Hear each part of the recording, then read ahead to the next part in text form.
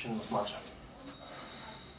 Nu, sakykim, 30 taškų prisiimu savo, nes paskutinės 2 savaitės aš jau gailėjau, aš bijau, kad jos man nepavargtų, mes biškai truputį mažinom krūvį ir gal darėm lengvesnės treniruotės, nes dėl to galvoju, kad išlaikytų, sakykim, fiziškai. Bet tai mano klaida, pasirodo, kad aš negaliu jų atleisti, kol jos treniruojasi maksimaliai, jos ir žaidžia maksimaliai. Praktiškai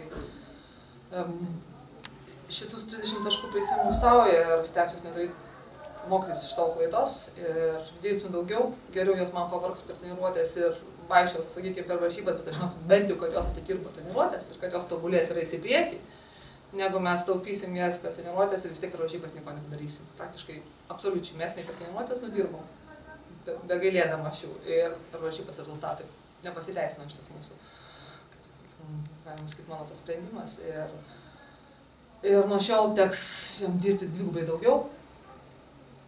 Mano gailestis ir mano supratingumas baigėsi šiandien.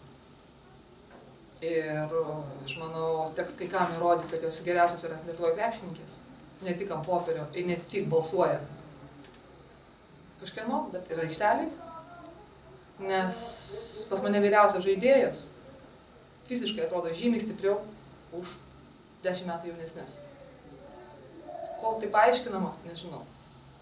Nes ir Vita Kuktienė, ir Rima Valentinė jos atiduoda viską aikštelį. Kai kurios pas mane žmonės jaunesni, jos atiduoda viską veido išraišką, bet ne kūną, jų nėra. Ko tai paaiškinti, nežinau. Teks, dirbsim, rėksim, darysim baudas, nuobaudas, keisim praktiškai treniruočių stilių. Žiūrėsim, kas bus toliau.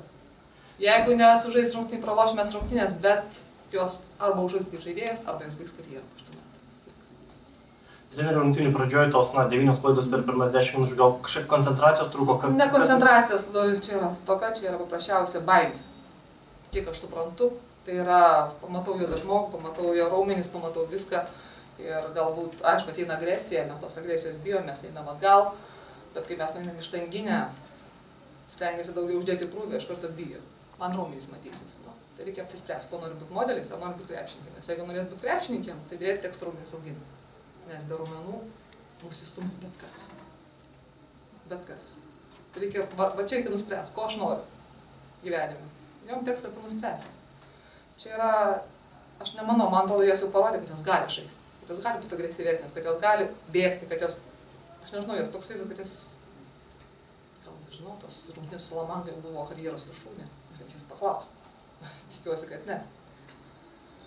Treneri, būtent antroji dalyje, trečiam kėliny pelnėt 4 taškus. Ar galima sakyti, kad susidūrėt su kažkokia kietesnė gynyba, ar tiesiog... Ne, paprasčiausiai vyksta keitimai. Yra žmonės, kurie absoliučiai neįsijungia, kuriem, nežinau, gal kalėdos prasidėjo savaitę laiko anksčiau.